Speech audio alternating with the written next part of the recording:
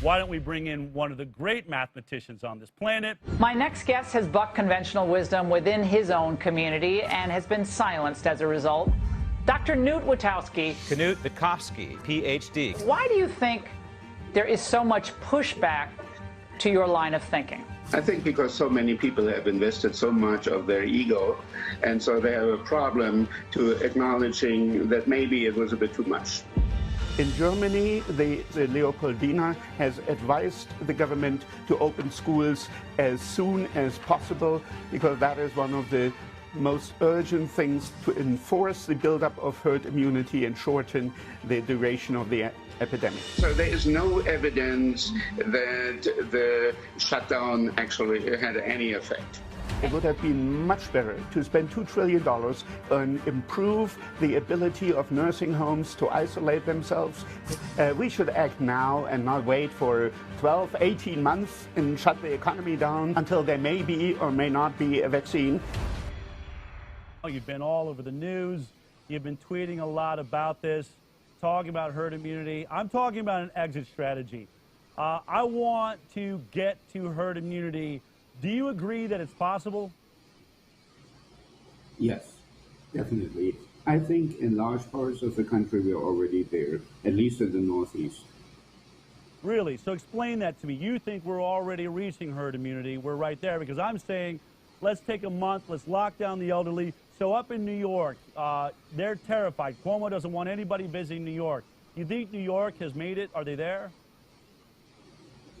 We have for 6 weeks now, less than 2% of all people who get tested are positive. So more than 98% are already not infected, even though the virus is spreading. So there is no virus spreading. Sorry, I'm getting a bit confused. There is no virus spreading anymore for 6 weeks or more in New York City. And that means we have herd immunity because other people are coming and nobody gets infected anymore. And that's the goal, right? I mean, that's what we've been talking about. The goal was to try and reach this. Now, I've been concerned that the lockdown really may have kept us from getting to the goal. Masks, I mean, there's been an argument. Do masks work? Do they not work? I just said at the top of the show, we're still seeing an increase of cases, with masks. But, where are we at with California? If what you're saying, if we're at herd immunity, someone's going to say, well, California's spiking, Georgia's spiking, Texas is still going up. What do you have to say about those states? Okay, in the Northeast, we were lucky. The virus came here before the lockdown. So when the lockdown came, the virus had already spread, and we already were on our way to have herd immunity. The lockdown didn't do anything. In the South and in the West, the lockdown came earlier in relation to the virus, and so it flattened the curve. And so it took longer. And now people see that the infections that were delayed are happening now. And so so the question is, do lockdowns work? That would be my question to you, because we keep thinking maybe we need to lock down again. Do masks work? Do lockdowns work in your mind? It seems that the lockdown has slowed down the spread of the virus a bit. However, that doesn't change the basic problem. And the basic problem is we have to get to the level of herd immunity. And so if we are slowing the spread of the virus, it takes more time. And so all we did is really slow it. Now, I thought that was the goal. I mean, when we said we wanted to flatten the curve, originally the idea was just so that we don't have all of the whatever 0.26% or whatever that death rate was going to be, all of it hit our ICUs at the same time. But it seems like the languaging started changing. Once we were flattening the curve, which I think arguably looked like it did slow the virus down, we didn't overrun our hospitals, then the language changed. Well, we're not going to come out. We want to keep it flat until we get to a vaccine. So my question is, will the vaccine be here in time?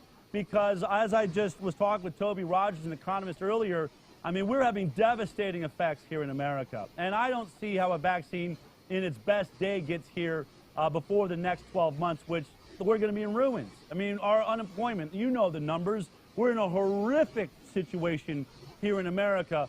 Will the vaccine get here in time, and is there a danger waiting for it to get here? Well, Moderna, it will not be here in time. And one problem is that we can't do the studies. Moderna wants to do a study with 30,000 people. So they all have to be people who don't have antibody or T-cell immunity. And that's only few. And Right. then they have to live in a part of the country where the virus is still spreading. So you can't do that in the Northeast. So the chances of finding these 30,000 people to do a clinical trial are very small. Do you agree with Dr. Friston, who mapped the world and said he was seeing this dark matter? Have you looked into this idea that there may be really strong T-cell immunity coming from prior infections of coronaviruses, whether you got them from a pet that you didn't know about, never felt it, or a cold? Many studies showing this. What are your thoughts on T-cell immunity when it comes in terms of getting to herd immunity? Well, I'm not an immunologist or virologist. I look at the data, I'm an epidemiologist. And what we see is that in New York City, where on the average 20%, maybe 25% of people have antibody immunity, we already have herd immunity. So the other 30, 40% must already be there. So you see the same thing just based on mathematics, that you are seeing this same anomaly, a form of dark matter that already exists out there. So then, again, I said this the last time you came on the show. I want to thank you for joining us again. We see the President of the United States under massive heat, saying he wants to open up businesses. People are terrified that he's putting us all at risk. I'm not asking for your political position, but if you were advising the President, what should we do right now, today? What is the best, mathematically, when you look at an economy, which is something you study the math of this, mathematically, what is the smartest thing for the United States of America to do right now? I think the smartest thing is preparing for reopening the schools and opening the economy, at least in the Northeast. Maybe you want to be a bit more careful in the South and in the West, because this is where the epidemic is still running. However, and now I would like to quote Frank Sinatra, who said, "We did it in New York before the lockdown was there. And if you can do it here, you can do it everywhere." So I think there is no reason for panic. It was done in New York. Right now, hospitals in Florida and Texas are not being overwhelmed. No. They have work to do. Yes, there are people there, but the numbers are grossly exaggerated, and the governors in both states have said, we are doing well, and I believe them.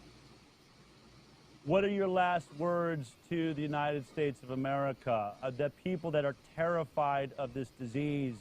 The media continues to spin them into frenzy. We see reports of people pulling guns on people that aren't wearing masks.